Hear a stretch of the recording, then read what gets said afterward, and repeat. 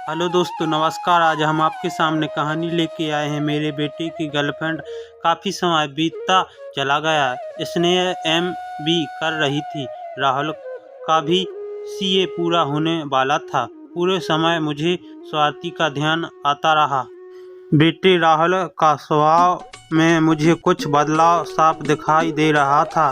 बदलाव तो प्रकृति थी, इसलिए इसमें कुछ हैरानी की बात नहीं थी। और सब राहुल के 14वें जन्मदिन पर ने घर पर के दोस्तों के लिए पार्टी रखी तो उसके ग्रुप में पहली बार 3-4 लड़की आईं। विजय मेरे कान में फुसफुसाए, अरे वहाँ बधाई हो, तुम्हारा लड़का जवान हो गया है। मैंने इन्हें घुरा फिर मुस्कुरा दी। मुझे इन लड़कियों को देखकर अच्छा लगा। छोटी सी बच्ची कौन में बैठ गई। मैंने इन्हें दिल से हैंडल किया। लड़की लड़का आजकल साथ पढ़ते हैं, साथ खेलते हैं। मैंने की दोस्ती को बुरा भी नहीं मानते।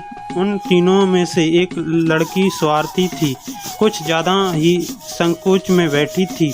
बाकी मुझे देखकर मुस्कुराती रही, 2-4 बातें भी की, लेकिन स्वाति ने मुझे नज़र भी नहीं मिलाई तो मुझे बहुत अजीब सा लगा। मैंने अपने 17वें वर्ष बेटी को स्नेह से कहा, यह लड़की इतना शर्म क्यों रही है थी। बाकी दो मुझे देखकर मुस्कुराती रहे, 2-4 बातें भी की, लेकिन स्वाति ने मुझे से नज़र भी नहीं मिलाई तो मुझे बहुत अजीब सा लगा। मैंने अपने 17 वर्ष की बेटी स्नेह से कहा भी, यह लड़की इतना शर्म क्यों रही है। स्नेहा बोली, अरे मम्मी छोड़, वो भी इतने बच्चों स्नेहा बोली, अरे मम्मी छोड़ो, भी इतना बच्चों में एक लड़की के व्यवहार पर इतना क्यों सोच रही हो। मेरी तसल्ली नहीं हुई है। ने विजय से कहा, वह लड़की तो कुछ भी नहीं खा रही है, बहुत संकोच कर रही है। सब बच्चों को देखा, इतनी मस्ती कर रहे हैं। विजय ने कहा, हाँ कुछ ज़्यादा ही चुप है। खैर छोड़ो, बाकी बच्चे तो मस्त हैं। राहुल ने केक काटा तो हमें खिलाने के बाद उसे की नज़र सीधे स्वाति पर गई तो मैंने राहुल के मुस्कुराहट में एक पल के लिए कुछ नई सी बात नोट की। माँ हूँ उसके, लेकिन किसी से कुछ कहने की बात नहीं थी। खैर कुछ गेम फिर डिनर की बात। बच्चे खुशी खुशी अपने घर चले गए। मैंने बाद में राहुल से पूछा, सिया और रश्मि तो सब से अच्छी तरह से बात कर रही थी, यह स्वाति क्यों इतनी शर्म रही थी। मुस्कुराया, हाँ उसे शर्म आ रही थी। क्या शर्मने की क्या बात थी। अरे मम्मी, हमारे सब दोस्त हम दोनों एक साथ नाम लेकर खाया है। मैं चाकू क्यों चुराती हो। अरे पापा को भी हर बात समझ जाकर बतानी पड़ती है। हाँ मम्मी, सब एक दूसरों के किसी के लड़की के नाम से लेकर छोड़ते हैं। मैं अपनी युवा होता हूँ बेटा को समझने में इतना स्पष्ट ढंग पर कुछ हैरानी सी हुई। फिर मैंने कहा, हाँ कोई उम्र है इन मजाकों की, पढ़ने लिखने खेलने की उम्र है। लव इट मम्मी, आप हर बात को इतना सीरियस क्यों लेती हैं। सभी ऐसी बातें करती हैं। फिर मैंने अपने वाले दिनों में नोट किए था, राहुल का फ़ोन पर बात करने बढ़ गया। हाँ कई बार मैं उठता हूँ तो फ़ोन काट दिया जाता है, फिर राहुल को उठाने पर बात होती रहती थी। मेरे पूछने पर राहुल साफ बात की, स्वाति को फ़ोन है। मैं कहती हूँ, इतनी क्या बात करनी होती है तुम दोनों को। राहुल नाराज हो जाता है, मेरे फ्रेंड है, क्या मैं उससे बात नहीं कर सकती हूँ। धीरे धीरे यह सब बढ़ता ही जा रहा था। स्वाति हमारी सोसाइटी में रहती है। उसके मम्मी पापा दोनों नौकरी पेशी थे।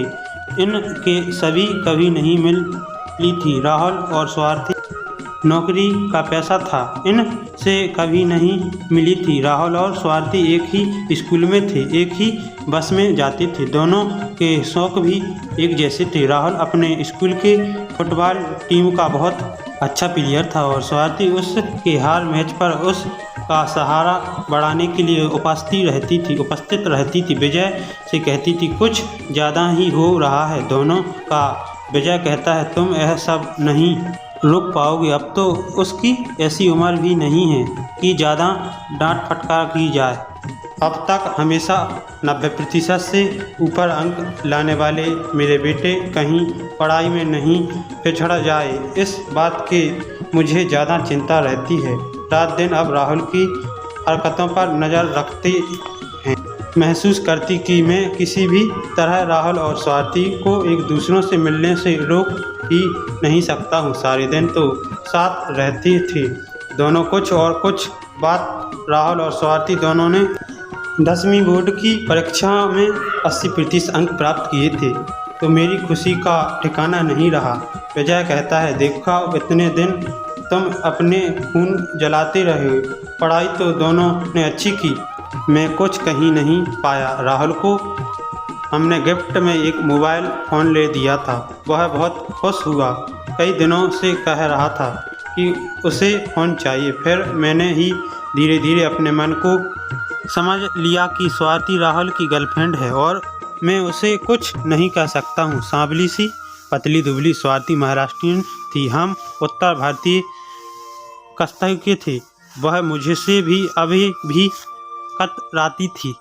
एक ही सोसाइटी थी, कई बार सामने होता तो वही नज़र चुरा लेती थी। मुझे गुस्सा आता है, राहुल से कहती है, और भी बहुत लड़के हैं, सब हाय हेलो करते हैं और इस लड़की को इतना भी तमीज़ नहीं कि अभी विश कर दे।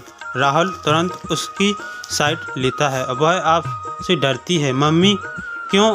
क्या मैं उसे कुछ कहता हूँ? नहीं, मैंने उसे बताया कि आपको उसकी और मेरे दोस्तों के बारे में पता है और आपको यह सब बिल्कुल पसंद नहीं है।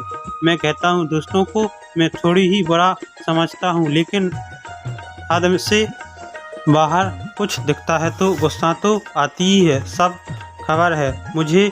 राहुल पैर पटकता चला जाता है। कुछ समय तो बीते, दोनों की 12वीं पास हो गई और इस बार राहुल की 91%, स्वाति के 93% अंक आए। हम सब खुश हुए थे। अब राहुल ने कॉमर्स ली, स्वाति ने साइंस।